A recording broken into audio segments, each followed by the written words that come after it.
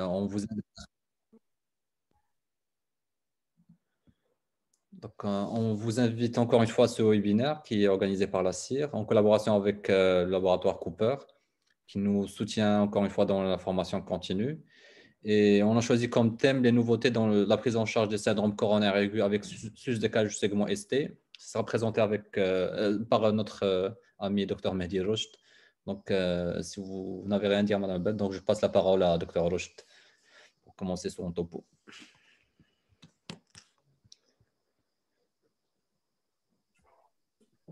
Donc, à toi, Mehdi. Merci, professeur Aros. Merci, professeur Bell, pour l'occasion que vous m'avez accordée pour faire cette présentation. Donc, chers maîtres, chers honorables assistants, j'ai le plaisir de vous présenter ce webinaire concernant le syndrome coronarien aigu ST+, et ses nouveautés. Donc, pour cela, nous avons établi notre présentation en se basant sur les principales recommandations de la Société européenne de cardiologie de 2017 concernant le syndrome coronaire aigu ST+, ainsi que celle de la revascularisation myocardique de 2018, et finalement, la 4e définition universelle de l'IDM qui a été publiée dans l'Expert Consensus Document. Donc, pour ceci, nous allons adopter le plan suivant. Nous allons d'abord commencer par une introduction, expliquer la physiopathologie, citer les différentes classifications, détailler par la suite la prise en charge, non seulement diagnostique, mais aussi thérapeutique, faire un tour d'horizon sur les différentes nouveautés, pour enfin illustrer cette présentation par un cas clinique du service, avant de conclure par les principaux messages clés et messages forts de ce cours. Pourquoi le ST+? Eh bien parce que c'est une extrême urgence diagnostique et thérapeutique, avec un taux quand même qui reste important de mortalité en raison du risque de survenue d'arythmie mortelle, notamment dans la phase aiguë. Il est ce qui conditionne la rapidité du diagnostic et de la reperfusion. La prise en charge commence dès la phase préhospitalière et se termine par la réadaptation cardiaque, la réadaptation à l'effort, l'éducation du patient et le changement du mode de vie, ainsi que la correction des facteurs de risque qui sont désormais maintenant un des piliers de la prise en charge globale du syndrome coronarien aigu ST+. La maladie, du point de vue épidémiologique, la maladie coronarienne est la première cause de mortalité dans le monde. En Europe, sa mortalité est chiffrée à 1,8 million de décès, soit 20% de l'ensemble des décès. On note aussi une diminution de l'incidence des STEMI aux dépens de l'augmentation des syndromes coronariens aigus sans sus-décalage du segment ST. Toutefois, ils sont plus fréquents chez les hommes, notamment des hommes aux alentours de la cinquantaine, que chez les femmes. Et bien sûr, le coût des maladies cardiovasculaires qu'il ne faut jamais oublier, qui a été estimé en Europe à 98,7 millions d'euros en 2020, dont 54% étaient principalement liés aux soins d'urgence cardiovasculaire et aussi 25% liés à la perte de productivité qui était estimée résultante de la morbimortalité qui reste tout de même élevée. Ceci reste tout de même des chiffres astronomiques en matière d'économie de santé.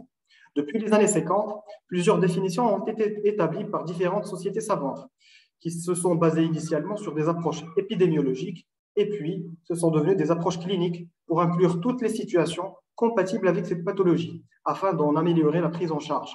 La dernière définition, publiée en 2018 dans l'Expert Heart Journal, a montré que dans son Expert Consensus Document, elle a bien mis le point sur la définition de la lésion myocardique, qui est le substratum de cette atteinte. Le terme de lésion myocardique aiguë doit être utilisé lorsqu'il y a une élévation des troponines au-delà du 99e percentile de la limite de référence supérieure, ce qui traduit une nécrose myocardique. Une cinétique montante ou descendante met l'accent sur le caractère aigu de celle-ci.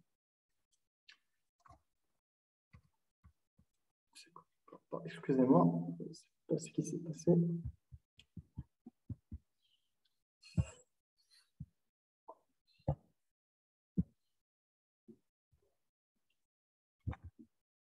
Je m'excuse.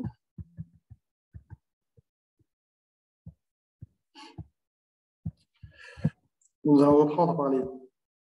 Donc, il y a plusieurs types d'IDM. Principalement, nous avons le premier type, et c'est la forme la plus fréquente, qui est due à une athérosclérose coronaire. C'est la rupture de la plaque d'athérosclérose avec la formation d'un thrombus. Elle retrouverait à la coronarographie, avec des critères cliniques, électriques et échocardiographiques d'une ischémie évolutive, à savoir, premièrement, des symptômes d'ischémie myocardique. Deuxièmement, des modifications à l'ECG ischémique nouvelles. Troisièmement, l'apparition d'endocules pathologiques. Quatrièmement, une preuve d'imagerie d'une perte une nouvelle myocarde viable ou d'une anomalie nouvelle de la cinétique régionale dans un contexte cohérent avec une cause d'ischémie. Et bien sûr, l'identification d'un thrombus coronaire par angiographie, incluant aussi l'imagerie endocoronaire ou bien par autopsie. Concernant le deuxième type, il est plus fréquent chez la femme, de pronostic pouvant être plus défavorable que l'IDM de type 1. Il est dû à un déséquilibre entre la fourniture et la demande d'oxygène par la réduction de perfusion myocardique, autre qu'une lésion athérothrombotique coronaire aiguë. Par exemple, les spasmes coronaires artériels, la dysfonction de la microvascularisation, les emboles coronaires, le thrombus coronaire et les dissections artérielles. Et nous avons aussi l'augmentation de la demande myocardique en oxygène, par exemple les tachyarrhythmies soutenues, l'hypertension sévère ou bien sans hypertrophie ventriculaire gauche. L'IDM de type 3, c'est un décès d'origine cardiaque, avec des symptômes suggérant une ischémie myocardique accompagnée de modifications ECG ischémiques présumées nouvelles ou de fibrillation ventriculaire, mais avant qu'un prélèvement sanguin pour un dosage de marqueurs ait pu être fait, ou bien avant qu'une augmentation des marqueurs cardiaques ait pu être identifiée. L'IDM de type 4 est lié à une intervention coronaire percutanée, à moins de 48 heures après l'intervention index. Il est arbitrairement défini par l'élévation de la troponinémie à plus de 5 fois le 99e percentile chez les patients qui ont une troponinémie de base normale. Chez les patients qui ont une troponinémie élevée avant l'intervention et chez lesquels la troponinémie était stable ou en baisse, la troponinémie après l'intervention doit augmenter de plus de 20%. On distingue dans ce groupe deux types, le type A et le type B. Le type A, c'est l'apparition isolée de nouvelles ondes Q pathologiques avec des critères d'IDM de type 4. Pour le type B, il est associé à une thrombose de stent et est défini par la documentation angiographique ou autopsique de la thrombose dans un contexte d'ischémie myocardique. Finalement, l'IDM de type 5, qui est lié à une intervention de pontage coronaire de moins de 48 heures après celle-ci et est arbitrairement défini par l'élévation de la troponinémie de plus de 10 fois la normale, 10 fois le 99e percentile chez les patients qui ont une troponinémie de base normale et chez les patients qui ont une troponinémie élevée avant l'intervention, on va noter une augmentation de plus de 20%.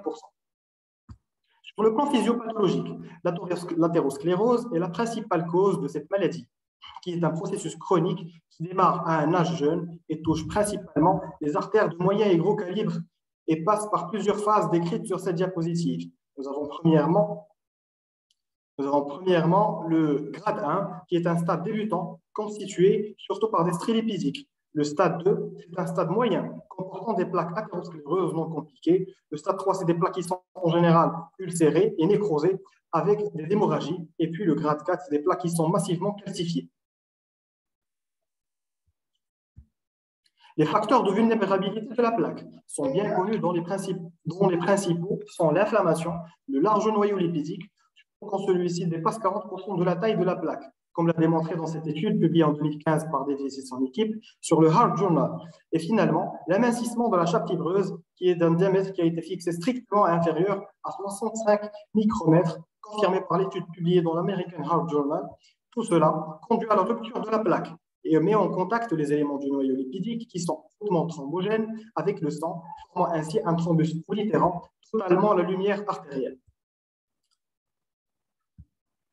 Les conséquences de cette occlusion totale entraînent une cascade ischémique, comme schématisé sur cette diapositive, la première étant métabolique, qui commence par les secondes suivant l'arrêt de la circulation coronaire. Ainsi, le myocarde va passer du métabolisme aérobie mitochondrial à la glycolyse anaérobie en l'espace de 8 secondes seulement. Après 20 minutes d'occlusion, ce territoire subira un front de nécrose, des couches sans endocardique vers les couches sous-épicardiques. On aura par la suite une augmentation des pressions de remplissage du VG avec une diminution de la contractilité myocardique dans le territoire concerné, bien sûr juste après l'élévation du segment ST. Et puis finalement, on aura la douleur infarctoïde ressentie par le malade qui passe en terme. À partir de 20 à 25% de myocarde nécrosé apparaissent des signes cliniques d'insuffisance ventriculaire gauche. Et à partir de 45% de myocarde nécrosé apparaît un état de choc cardiogénique qui est en général fatal, d'où l'intérêt d'une revascularisation précoce. Et comme vous le savez tous, time is muscle. D'un point de vue purement pratique, le STEMI est un diagnostic clinico-électrique associant des signes d'ischémie aiguë à type de douleur thoracique le plus souvent et qui peut manquer chez des sujets en particulier ou bien être remplacé par des épigastralgies ou de simples irradiations avec un ECG, un sus-décalage persistant systématisé à un territoire vasculaire. Les dernières recommandations de l'ESC 2017 ont mis l'accent sur l'intérêt d'une prise en charge rapide avec des délais bien définis, afin de minimiser le temps entre le début des symptômes et la revascularisation. Le premier contact médical peut se faire par le SAMU, dans un environnement préhospitalier, au domicile du patient ou bien directement au service d'urgence. Il définit le moment où le patient est vu initialement par un médecin, un infirmier ou une autre personne du personnel médical entraîné et qui pourra faire et interpréter un ECG et bien sûr faire les interventions initiales. C'est un moment qui est très important car il définit et représente le principal repère chronologique de la prise en charge. L'ECG avec le diagnostic du STEMI doit être réalisé dans les 10 minutes suivant le premier contact. Une fois le diagnostic retenu, la modalité de revascularisation dépendra essentiellement du temps de transfert et de la disponibilité d'un plateau technique dans la structure hospitalière. Les principaux délais qu'il faut retenir et qu'il ne faut jamais oublier. Nous avons premièrement le délai, quand on a un délai qui est attendu maximal entre le diagnostic du syndrome coronarien ST+, et de l'angioplastie primaire, c'est-à-dire le franchissement par le guide de la lésion. Pour choisir la stratégie d'angioplastie primaire plutôt, il faudra envisager un délai inférieur ou égal à 120 minutes. Le délai maximal entre le diagnostic d'un ST+, et le franchissement par le guide chez les patients arrivant à un hôpital disposant d'une angioplastie primaire doit être inférieur ou égal à 60 minutes. Et le délai maximal entre le diagnostic du ST+, et le franchissement par le guide chez les patients transférés y est de 90 minutes. L'interrogatoire doit être extrêmement rapide et ne doit pas retarder ou bien interférer avec la prise en charge. Il doit être à la recherche de prodromes. En général, l'IDM est inaugurale dans 50% des cas. Dans d'autres cas, il peut s'agir de patients angineux connus. Très souvent, la douleur d'infarctus a été précédée dans les heures ou les jours qui suivent par des crises douloureuses subintrantes. Anciennement, on parlait d'un syndrome de menace. Sans oublier, bien sûr, la recherche des facteurs de risque cardiovasculaire et, bien entendu, éliminer les contre-indications à la thrombolyse si cette dernière est envisagée. Le tableau clinique de ST+ est marqué, comme vous le savez tous, par principalement la douleur thoracique qui est rétrosternale, en barre et constrictive, très violente, prolongée, trop résistante, survenant en général au repos. Ce tableau peut être atypique, surtout chez les femmes, les patients diabétiques et les patients âgés, se présentant pour parfois des simples brûlures, des épigastralgies, la douleur pourra parfois aussi monter et l'infarctus du myocarde sera probablement découvert tardivement après la survenue avec un électrocardiogramme systématique ou bien révélé par des complications. L'examen clinique d'un infarctus du myocarde non compliqué peut tout à fait être normal. On appréciera ainsi la tolérance hémodynamique avec mesure de la pression artérielle au bras à la recherche d'une asymétrie pour ne pas passer à côté d'une dissection aortique étendue au coronaire. La présence d'une intolérance hémodynamique doit faire rechercher en premier des complications mécaniques de l'IDM qui feront l'objet d'une ETT en urgence pour bien les déceler. Le CG est l'examen clé du diagnostic et composé de 18 dérivations, bien sûr, avec des dérivations droite et postérieure, et sera réalisé dans les 10 minutes suivant le premier contact médical. Chez un patient présentant une douleur thoracique typique, un ECG critique normal réalisé pendant la douleur élimine quasiment un syndrome coronarien aigu. Néanmoins, dans de rares cas de syndrome coronarien aigu ST+, un ECG percritique peut être normal, notamment au début du syndrome. D'où l'intérêt de répéter l'ECG. L'évolution électrique du ST+, passe par plusieurs phases. Dans les premières minutes, on observe des ondes de T pointues, symétriques et amples, assez rarement observées car très précoces, signe d'une ischémie sous-endocardie.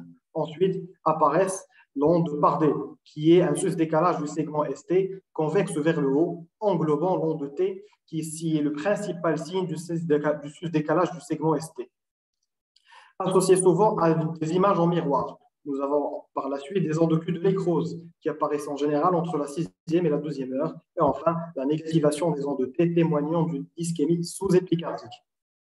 Comme vous le savez tous, les différents territoires de l'IDM sont représentés sur le plan électrique et sont bien dépercis sur cette image avec les artères coronaires correspondantes au-dessus des dérivations correspondantes.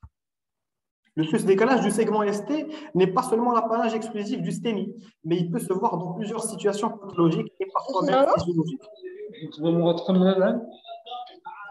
D'où l'intérêt de reconnaître les critères d'un STEMI à l'ECG, comme le définit par les recommandations. s'il vous plaît. D'où l'intérêt de reconnaître les critères d'un STEMI à l'ECG, comme définis par les recommandations publiées dans Circulation par Tigesen et son équipe en 2018, dont les principales qu'il faut impérativement connaître. Pour les hommes de plus de 40 ans, on parlera de sus-décalage quand le point J est supérieur ou égal à 2 mm en V2, V3 et ou supérieur ou égal à 1 mm pour les autres dérivations. Pour les hommes de moins de 40 ans, on parlera d'un sus-décalage quand le point J est supérieur ou égal à 2,5 mm en V2 et V3. Chez les femmes, on parle de sus-décalage quand le point J est supérieur ou égal à 1,5 mm en V2, V3 et supérieur ou égal à 1 mm pour les autres dérivations. Pour les dérivations droites pour les hommes et les femmes, on parlera d'un sus-décalage quand le point J sera supérieur ou égal à 0,5 mm, sauf pour les hommes de moins de 30 ans, pour qui un chiffre de 1 mm sera plus approprié. Concernant les dérivations postérieures, pour les deux sexes, on parlera d'un sus-décalage quand le point J sera supérieur ou égal à 0,5 mm. Parlons toujours sur le plan électrique. Quels sont les équivalents d'un syndrome coronarien aigu ST+. On notera principalement le bloc de branche gauche, qui rend le diagnostic difficile en l'absence d'un ECG ancien. Madame Scarbosa a établi des critères précis qui doivent être appliqués afin de démasquer un ST+.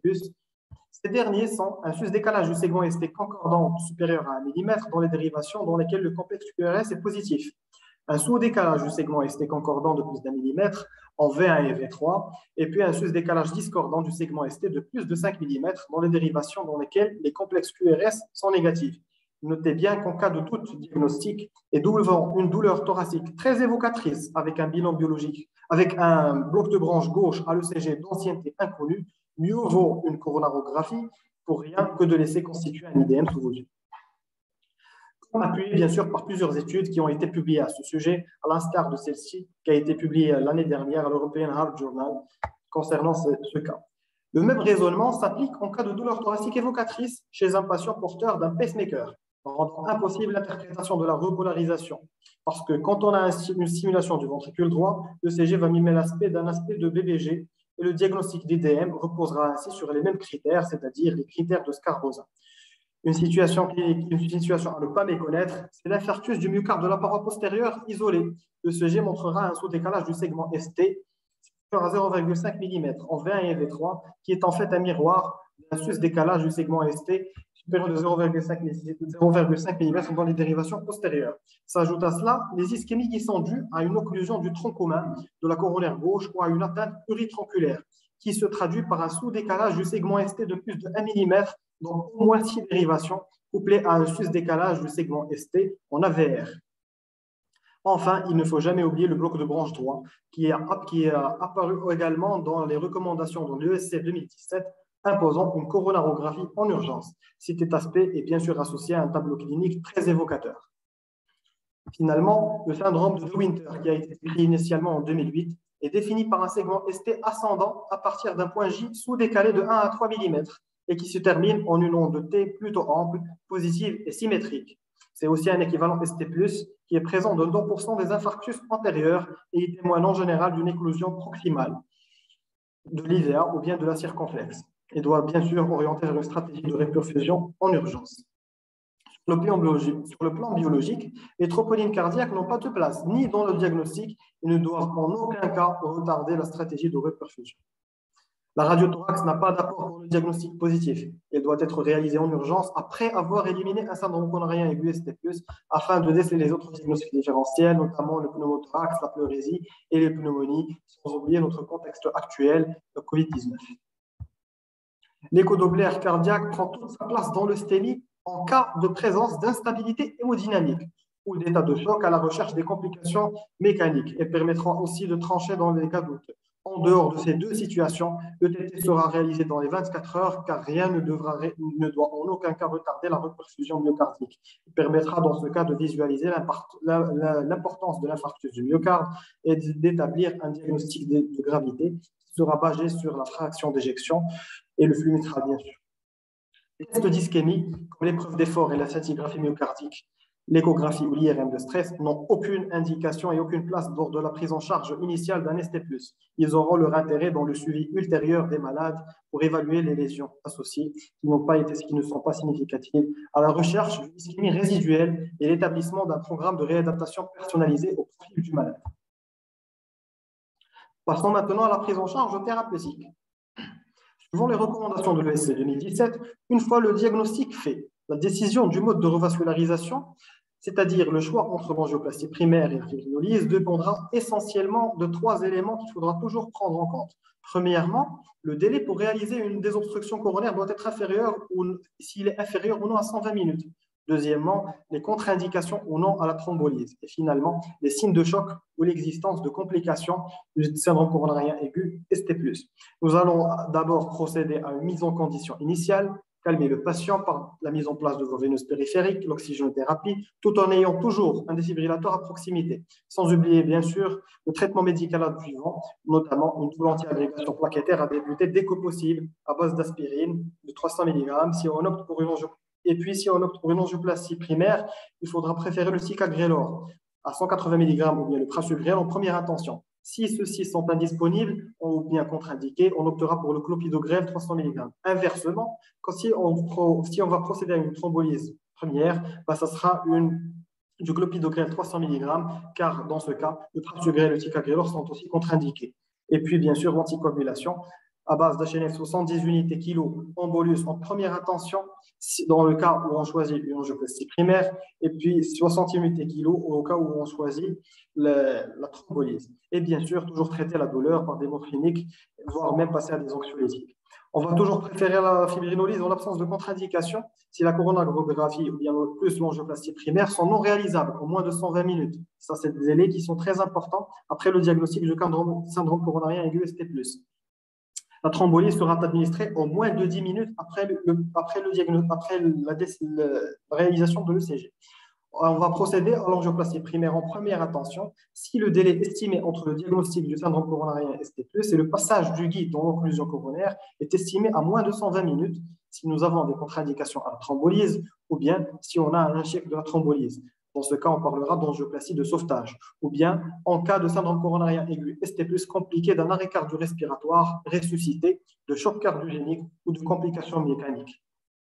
Et finalement, cas de doute diagnostic, notamment chez les patients qui ont des BBG d'ancienneté inconnue, des BBD ou bien une HVG, et bien sûr les patients porteurs de pacemaker. Plusieurs agents thrombolytiques sont disponibles. Par ailleurs, dans notre service, on dispose d'agents thrombolytiques de dernière génération, notamment le tenecteplase, qui est administré en une seule injection en bolus IVD, avec une posologie en fonction du poids. Toutefois, il ne faut pas oublier que pour les patients les patients âgés de plus de 75 ans, il faudra envisager une demi-dose. Notez bien que plus la thrombolyse intraveineuse est utilisée tôt, après le début de la douleur, surtout dans les 2 premières heures, plus le bénéfice sur leur perfusion myocardique est grand par rapport aux risques hémorragiques. Les différentes études portant sur l'efficacité des agents thrombolytiques ont établi les caractéristiques essentielles d'un agent thrombolytique idéal, qui sont les suivantes. Les principales sont la rapidité d'action, la facilité d'administration, le moins d'effets secondaires, une efficacité maximale. Ces critères sont majoritairement présents dans le tenecteplase, comme affiché sur cette diapositive. Il faudra toujours rechercher les contre-indications de la thrombolyse. Il y a des contre-indications absolues et bien sûr les contre-indications relatives que vous connaissez tous dans notre pratique. Donc, la thrombolyse reste certes un traitement miraculeux dans le ST+, mais il n'est pas dénué de risques et de complications. Le risque hémorragique important par des hémorragies graves qui peuvent être intracrâniennes et bien sûr un risque allergique avec les thrombolytiques, notamment de première génération, qui peuvent être utilisés parfois. Après 60 à 90 minutes de la thrombolyse, il faudra impérativement évaluer notre malade à la recherche des critères de succès qui sont d'ordre clinique, premièrement une sédation de la douleur, après une majoration initiale possible, et des critères électriques et des arythmies ventriculaires, signes de réperfusion, notamment des extrasystoles ventriculaires, une TV ou bien une RIVA, ou bien la présence de troubles conductifs. Et bien sûr, le signe qu'on recherche auto, c'est plus la nette régression du ST+, de plus de 50%, voire la normalisation de ce décalage.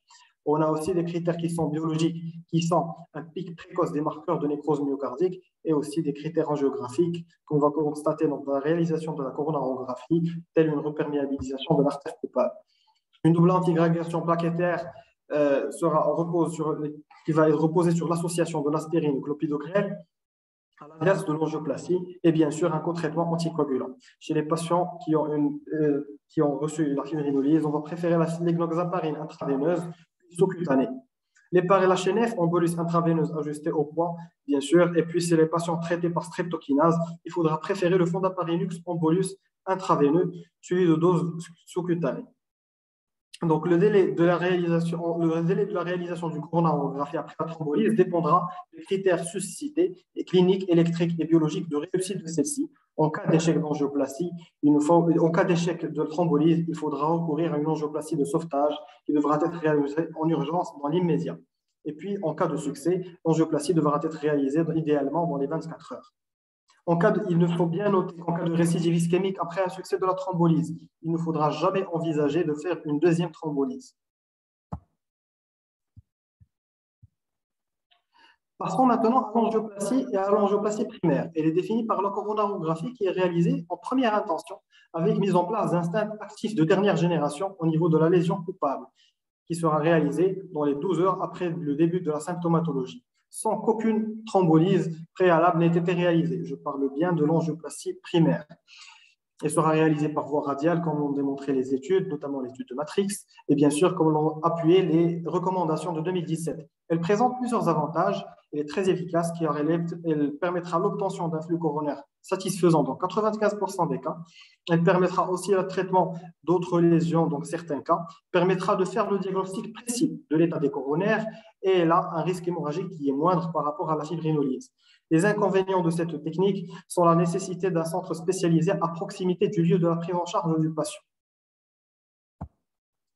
D'un point de vue purement technique, comme on l'a suscité, la voie radiale est recommandée. La mise en place d'un stent actif de nouvelle génération qui sont au paclitaxel ou bien aux autolinus est recommandée. Et puis, nous avons deux grandes stratégies qui ont été le sujet de débat de plusieurs études. On a la stratégie pour l'artère responsable qui est indiquée dans les recommandations de l'ESC 2017, c'est-à-dire l'angioplastie primaire de l'artère responsable de l'IDM est indiquée classe 1A.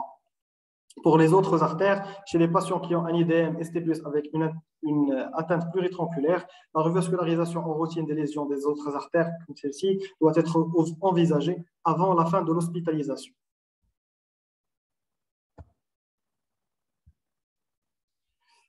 A été bien sûr démontré par plusieurs études, dont la plus importante d'entre elles reste l'étude CHOC, qui a démontré que la revascularisation complète des lésions non coupables est associée à un surcoût de mortalité plus élevé par rapport à une angioplastie exclusive de la lésion coupable. Depuis les années 90, Eugène Brul et son équipe ont émis des hypothèses sur la restauration d'un flux de l'artère coupable, de l'infarctus du myocarde, même tardivement, qui pouvait avoir un impact pronostic favorable. Mais plusieurs essais randomisés qui ont été réalisés depuis ont essayé d'étudier l'intérêt de la revascularisation des patients atteints de syndrome coronarien aigu avec un sus-décalage du segment ST, vu plus de 12 heures après le début des symptômes. Pour en citer les principaux, nous avons l'étude BRAVE qui a été réalisée en 2005 et puis autres études qui ont démontré qu'il n'y avait pas d'intérêt, que c'était en fonction de critères d'instabilité clinique. Si le patient était instable et que c'était un délai de moins de 48 heures, on pouvait procéder à une angioplastie primaire. Si le patient dépassait ces délais et qu'il était stable, on pouvait complètement procéder à différer la coronarographie et à l'angioplastie. Concernant les recommandations sur le traitement antithrombotique péri- et post-procédural chez les patients qui ont bénéficié d'une angioplastie primaire, bien sûr, on aura un traitement à base d'antiagrégants plaquettaires. Donc, c'est notamment les inhibiteurs puissants de P2Y12, l'aspirine aussi qui sera aussi utilisée. Selon les recommandations, les inhibiteurs de la GP2B3A doivent être envisagés pour le sauvetage s'il y a une évidence de non-flux ou de complications thrombotiques. Revenons aussi aux recommandations. Les traitements anticoagulants, c'est-à-dire un traitement anticoagulant est recommandé chez les patients en plus du traitement anti-agrégant plaquettaire pendant l'angioplastie primaire. L'utilisation de l'HNF en routine est aussi recommandée. La biliverdine reste une alternative si les patients ont présenté un antécédent de thrombopénie, bien sûr, induite à l'héparine. Et finalement, la fondaparinux n'a aucune place dans le cadre de l'angioplastie primaire. Donc, la durée optimale de la double anti-agrégation plaquettaire après une angioplastie coronaire fait aujourd'hui débat. Selon les recommandations, la date doit être maintenue 12 mois après un syndrome coronarien aigu ST+.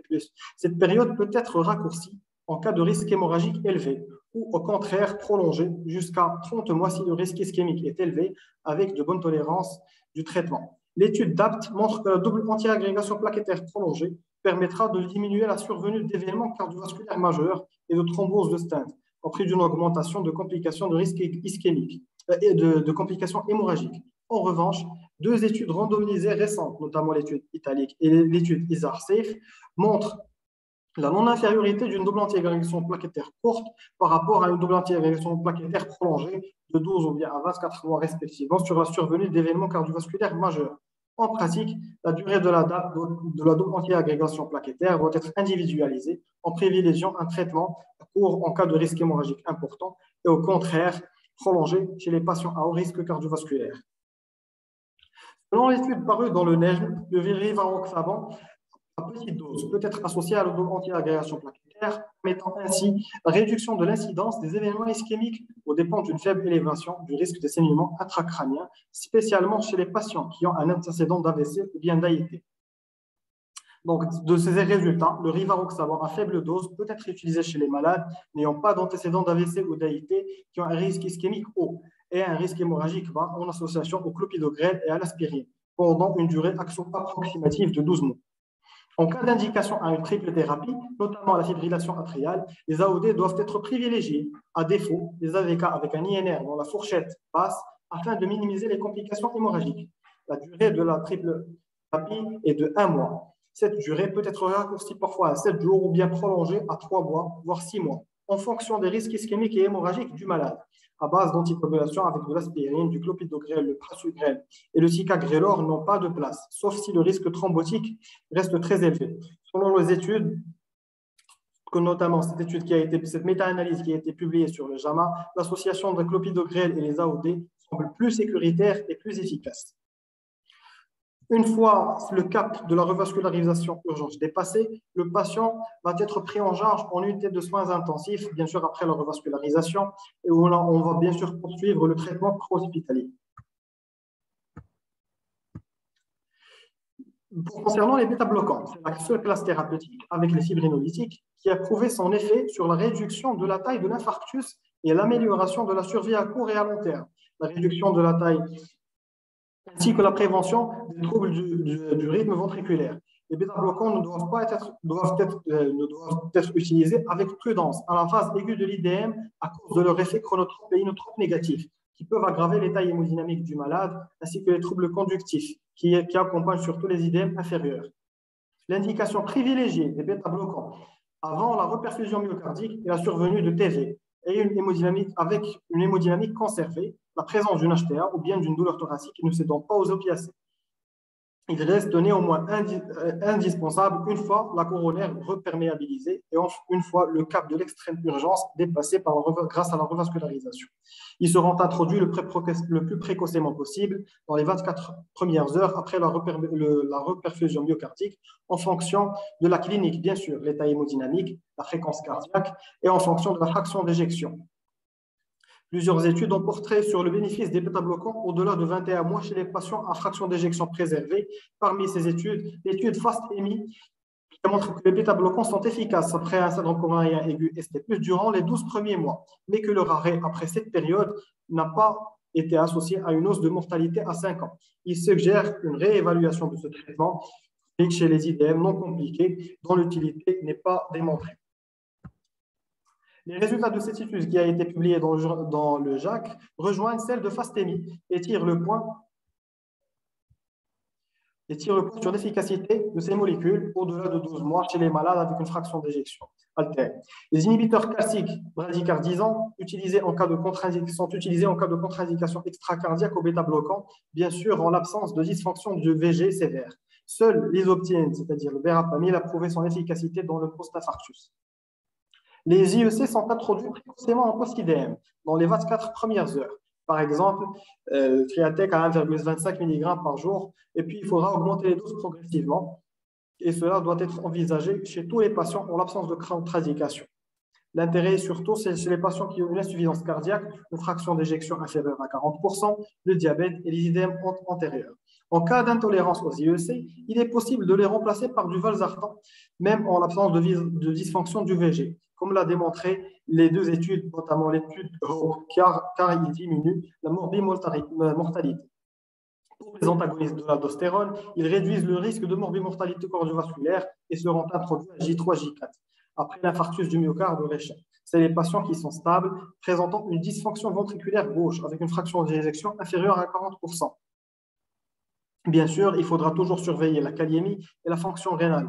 L'étude Ephesus a montré que les plérémones diminuent précocement dès les premiers mois la mortalité par mort subite en particulier et le nombre, bien sûr, ultérieur d'insuffisance cardiaque, d'épisodes d'insuffisance cardiaque. Les statines, ils doivent être introduits de manière systématique et à pleine dose, dès J0, chez tous les patients coronariens, quel que soit leur taux de cholestérol, avec comme cible un LDL cholestérol inférieur à 0,55 g par litre, avec un contrôle qui sera réalisé à 4 à 6 semaines. Si la cible n'est pas atteinte, on va rajouter de l'ézetimibe. Sinon, si l'objectif n'est toujours pas atteint, on pourra passer aux inhibiteurs du PCSK9. Concernant les autres médicaments que nous utilisons, nous avons les inhibiteurs de pompe à protons, les IPP. Par exemple, le chef sera le pantoprazole, qui est recommandé d'une manière systématique chez les patients sous double antiagrégation plaquettaire. Il faudra bien sûr préférer le pantoprazole ou le rabeprazole, qui ont moins d'interférences médicamenteuses. Une étude chinoise du département de cardiologie a démontré qu'une association précoce de pantoprazole avec la DAPT réduirait significativement le risque de saignement digestif ainsi durant toute la durée de la double antiagrégation plaquettaire, sans réduire bien sûr l'effet de cette double antiagrégation. On pourra aussi procéder à un traitement par des diurétiques, notamment les diurétiques de Lance, le furosémide. Si nous avons des signes congestifs, on aura recours aux dérivés nitrés, mais ils ont très peu d'intérêt lors de la prise en charge initiale du syndrome coronarien aigu, car comme vous le savez tous, la douleur thoracique est trinitro-résistante et sera principalement réservée au syndrome coronarien compliqué d'OAP, associé à une HTA rebelle au bêta-bloquant. Et puis, bien sûr, on pourra aussi avoir recours à des traitements anxiolytiques si les patients restent toujours angoissés. Et puis, nous en parlons un peu de la chirurgie. Les pontages coronaires doivent être envisagés, n'ont aucune place dans la phase aiguë du syndrome coronarien aigu ST+. Ils doivent être envisagés si les patients qui ont une artère responsable de l'IDM ouverte, mais avec une anomalie non souhaitable pour une angioplastie, ou bien une zone myocardique menacée large, ou bien dans le seul cas, c'est le choc dans le cas de choc cardiogénique. Chez les patients qui ont une complication mécanique liée à l'IDM et qui nécessitent une revascularisation coronaire, le pontage est recommandé au moment de la réparation de la complication mécanique. Le moment optimal du pontage coronaire chez les patients stabilisés après un IDM doit être déterminé individuellement et dépendra de l'antiagrégation plaquettaire utilisée. Si notre malade est sous ticagrelor, eh bien, il faudra un arrêt de 3 jours pour procéder à la chirurgie. Si notre malade est sous clopidogrel, il faudra 5 jours pour procéder à la chirurgie. Et si le malade est sous prasugrel, il faudra 7 jours pour procéder à la chirurgie. D'un point de vue purement opératoire, il est judicieux de rappeler les recommandations. Il faut toujours privilégier les ponts artériels et bien sûr, ils sont sujets à moins de complications dégénératives qui sont liées au greffon. Sauf exception, les patients devront toujours recevoir des greffons artériels, notamment mammaire interne gauche. Donc, je souhaite attirer votre attention pour ne pas rompre le cycle de cette présentation. Je souhaite attirer votre attention sur les quelques formes cliniques qu'il ne faut jamais omettre. Premièrement, l'IDM du VD, qui complique en général les IDM inférieurs, qui est fréquent, dont l'expression clinique peut être très grave, avec des signes d'IVD aigus, dû à une adiastolie avec des pouls paradoxaux. À l'ECG, c'est des sus-décalages de segment ST dans les dérivations droites. Avec l'ETT, on va retrouver des akinésies avec des dilatations du ventricule droit. Et bien sûr, dans le traitement, il est très important de ne pas oublier que les bêta-bloquants et les IEC peuvent s'avérer très dangereux et sont contre-indiqués à la phase aiguë avant la revascularisation. Nous avons aussi les IDM des oreillettes. Ils touchent plus l'oreillette droite que l'oreillette gauche, même si ces deux entités sont assez rares. Le diagnostic est posé devant un sus-décalage du segment PQ de plus de 0,5 mm en V5, V6, associé à un sous-décalage du segment PQ de plus de 0,5 mm en V1, V2, qui en est le miroir. Il pose le problème de complications rythmiques, thromboemboliques et hémodynamiques, mais surtout, c'est des complications rythmiques aiguës. Nous avons aussi les IDM silencieux, qui touchent les patients graphés cardiaques ou bien diabétiques, dû à une dysautonomie du système nerveux autonome ou bien une dénervation chez les patients greffés cardiaques. Donc, si vous découvrez une onde Q associée à un sus-décalage du segment STC chez ce type de patient, il peut s'agir d'une séquelle, comme il peut s'agir d'un authentique syndrome coronarien aigu ST+, en cours d'évolution.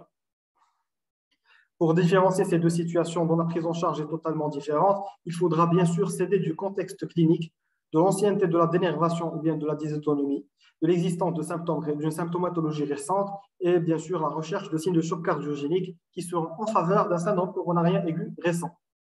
Et bien sûr, comme pour la définition, une élévation au nom de la troponie et bien sûr la recherche de troubles de la cinétique à l'ETT. En cas de doute, on pourra réaliser toujours une coronarographie en urgence. Et nous avons aussi des formes qui varient selon le terrain, les idèmes du CG jeune qui sont très bruyants, les idèmes des sportifs qui sont probablement dus à des spasmes coronaires après l'effort, les idèmes du sujet âgé qui sont en général aussi symptomatiques. Et ces patients, il ne faut pas oublier que ces patients sont aussi à un risque particulier d'hémorragie et d'autres complications. Concernant la dysfonction rénale, le type et la dose de traitement antithrombotique ainsi que la quantité du produit de contraste utilisé doivent être envisagés selon la fonction rénale. Les patients qui ont un IDEM, un syndrome coronarien aigu ST+, avec une néphropathie chronique, reçoivent souvent des doses excessives d'antithrombotiques, ce qui contribue à augmenter le risque hémorragique. Il faudra assurer une hydratation correcte pendant l'angioplastie primaire et après l'angioplastie primaire, bien sûr, limiter les doses de produits de contraste, de préférence des produits de contraste à basse osmolalité. Concernant l'évolution, elle peut être parfaitement simple, sans récidive douloureuse ni autre complication. Le patient pourra alors quitter les soins intensifs au bout de 3 jours. Au décours de l'hospitalisation, un séjour dans un centre de réadaptation cardiaque permettra une meilleure prise en charge des facteurs cardiovasculaires et une réadaptation à l'effort sous surveillance médicale. Ceci nous permettra d'effectuer des interventions sur le mode de vie et le contrôle des facteurs de risque, et bien sûr en respectant les recommandations. Concernant le pronostic, eh bien, en dehors des complications rythmiques qui sont imprévisibles, les facteurs de mauvais pronostic et de mortalité à la phase aiguë doivent être bien connus. Premièrement, nous avons l'âge, nous avons aussi les antécédents personnels, notamment le diabète, les antécédents d'infarctus du myocarde, l'insuffisance rénale, le délai de prise en charge, l'étendue de la nécrose et donc l'importance de l'insuffisance cardiaque, la localisation de la nécrose, la fraction d'éjection, la pression artérielle à l'admission, ainsi que le stade clinique.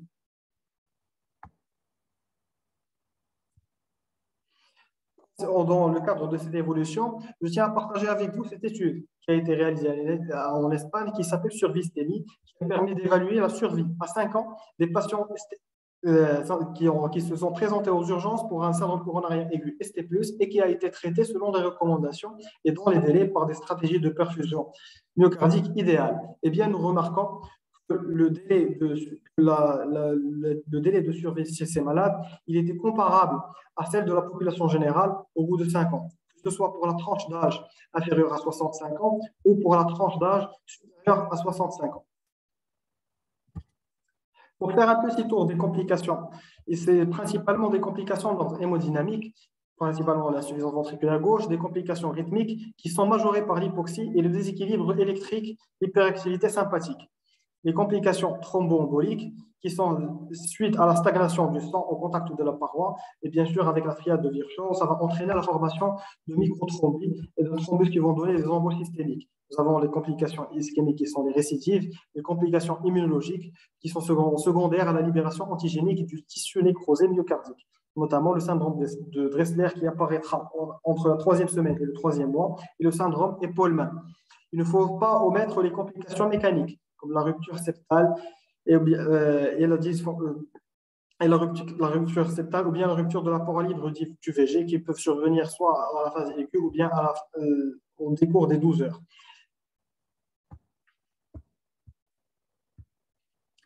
Un petit mot sur les IDM à artère saine, c'est-à-dire les MINOCA. Ils sont chez 1 à 14% des patients ayant un syndrome coronarien aigu ST+. Il n'y a pas d'artère coronaire ou on ne trouve pas d'artère coronaire occluse. La démonstration en l'absence d'artère coronaire occluse chez un patient présentant des symptômes suggérant une ischémie et un sus-décalage du segment ST ou équivalent n'élimine pas une cause athérothrombotique. Le diagnostic de MINOCA doit conduire le médecin à chercher une cause sous-jacente, conduisant ainsi à des stratégies thérapeutiques bien spécifiques. Le diagnostic, il est fait immédiatement à la coronarographie chez un patient présentant des caractéristiques de syndrome coronarien aigu ST+, avec les critères suivants: les critères universels de l'IDM, l'absence d'obstruction coronaire à la coronarographie, qui est définie comme l'absence de sténose supérieure à 50% dans une artère potentiellement responsable du syndrome coronarien aigu ST+, et bien sûr l'absence de cause spécifique cliniquement évidente expliquant la présentation clinique aiguë. Quelles sont les nouveautés dans le domaine du syndrome coronarien aigu ST+? Nous allons parler principalement des effets de la pandémie COVID-19, mais aussi de certains essais cliniques qui sont assez prometteurs. Premièrement, nous avons, devant toute la complexité de cette prise en charge qui est extrêmement complète, il y a eu l'émergence inopinée de la COVID-19, qui a non seulement affecté l'état sanitaire de l'humanité par sa virulence, mais aussi par l'impact qu'ont eu les mesures sanitaires de gestion sur la capacité d'accueil des structures hospitalières, ainsi que l'adaptation du personnel soignant. Devant tout cela, on est devant deux paradoxes importants dans la prise en charge du syndrome coronarien aigu ST+. Premièrement, c'est les délais de reperfusion en urgence. Et deuxièmement, c'est la sécurité du personnel soignant, car tout patient STEMI doit être traité comme COVID-19 jusqu'à preuve du contraire. L'épidémie COVID-19 ne doit en aucun cas compromettre les stratégies de reperfusion en urgence de ces patients.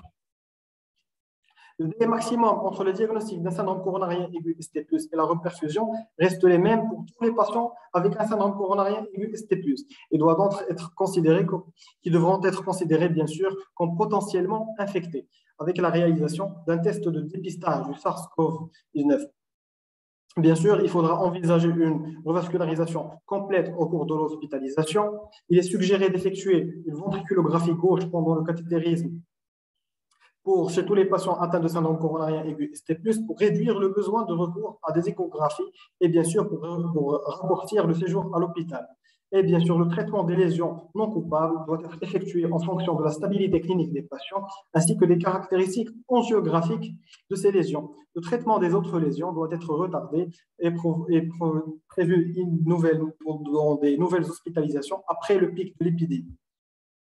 La principale nouveauté surajoutée aux dernières recommandations de l'ESC ont surtout souligné l'importance de considérer un retard de 60 minutes, principalement dû aux mesures COVID-19. L'expérience de notre service concernant les patients admis pour la prise en charge d'un ST+ COVID a fait l'objectif d'un travail qui est toujours en cours de publication et qui a souligné que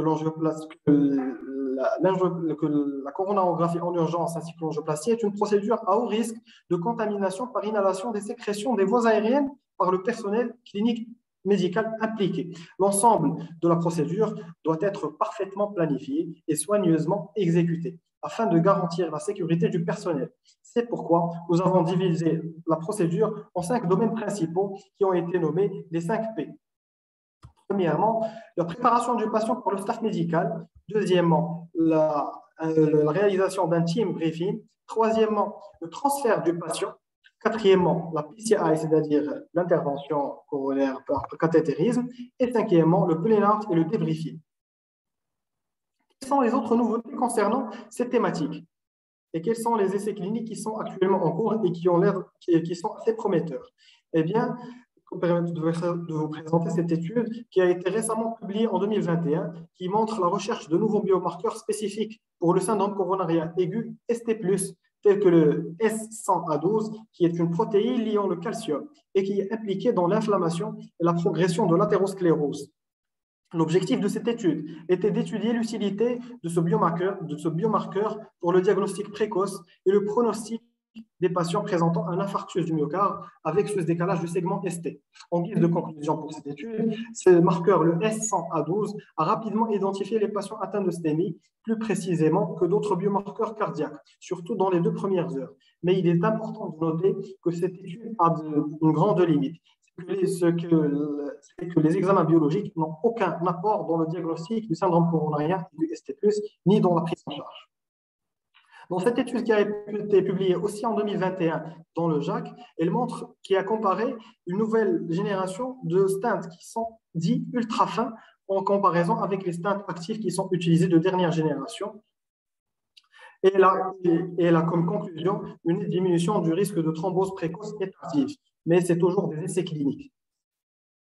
À l'inverse de l'étude ABSORB que vous connaissez tous, cette étude aussi publiée dans le JACC a démontré l'importance de l'utilisation de stents biodégradables chez les patients atteints de STEMI avait un bon résultat d'évolution au bout de 2 ans, voire une supériorité concernant la survenue d'événements de thrombose de stent à long terme. Mais c'est toujours des essais cliniques et qui sont très sélectifs. Dans une autre étude qui a été aussi publiée l'année dernière, qui a montré le bénéfice de l'injection du tacrolimus, qui est un immunosuppresseur en intracoronaire, sur la diminution de l'inflammation et la lutte contre le phénomène d'ischémie-reperfusion, diminuant ainsi la taille du territoire infarci. Dans cette même thématique, c'est-à-dire la lutte du phénomène d'ischémie-reperfusion, il y a cette étude qui est toujours, cet essai clinique qui est toujours en cours, c'est l'étude Euro-ICE Trial, qui a été réalisée dans plusieurs centres novateurs de cathétérisme cardiaque à travers l'Europe, concernant l'intérêt d'une hypothermie intracoronaire dans le cadre de la PCI et qui a prouvé son intérêt dans la lutte contre le syndrome de reperfusion, ainsi que l'amélioration de la mortalité et la morbidité à court, moyen et long terme. Parlons maintenant de la colchicine. La colchicine n'a pas démontré d'effet impressionnant sur la diminution de la réponse inflammatoire dans le syndrome coronarien aigu ST+, surtout à la phase aiguë. Sur plusieurs études qui ont été réalisées dans ce sens, comme celle qui est projetée, il n'y a pas vraiment d'intérêt, mais il y a plusieurs études contradictoires à ce sujet. Et jusqu'à maintenant, il n'y a pas vraiment de consensus. Maintenant, nous allons illustrer notre cours par un cas clinique d'un patient qui a été pris en charge ce matin même. Donc, il s'agit d'un patient âgé de 65 ans, originaire de Fredga, qui a été admis pour un syndrome coronarien aigu ST+, en antérieur, revascularisé à H5 de la douleur par une angioplastie primaire, avec la mise en place d'un stent actif au niveau de l'IVA proximal. Ce patient présente comme facteur de risque cardiovasculaire l'âge et le sexe et comme facteur de risque modifiable le tabagisme actif.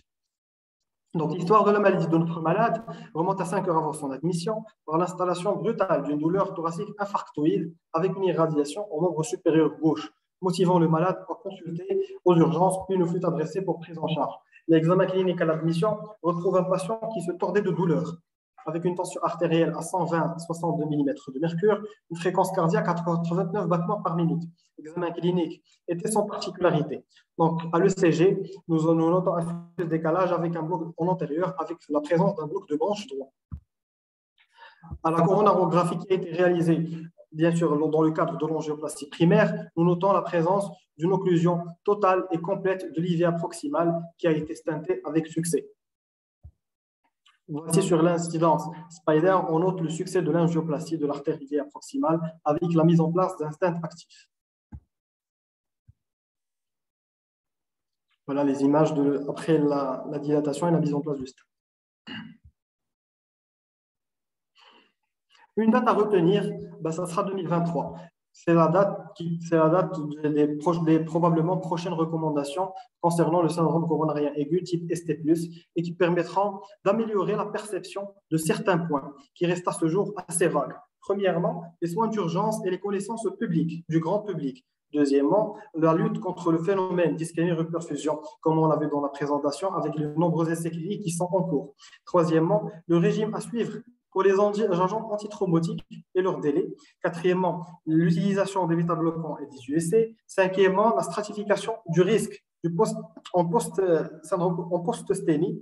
Et bien sûr, le besoin d'essais cliniques. Tout cela est limité par un besoin d'essais cliniques assez réalistes et assez pragmatiques. Et pour finir, les messages clés qu'il faut retenir de ce cours, c'est que la revascularisation coronaire la plus rapide possible est le meilleur traitement curatif afin de diminuer la mortalité et d'éviter les complications dramatiques du syndrome coronarien aigu ST+. Une prise en charge multidisciplinaire incitant une motivation collective, passant du SAMU jusqu'au cardiologue interventionnel. Bien sûr, je vous rappelle la date de 2023 qui sera probablement la date de la présentation des nouvelles guidelines du syndrome coronarien aigu ST+. Je vous remercie.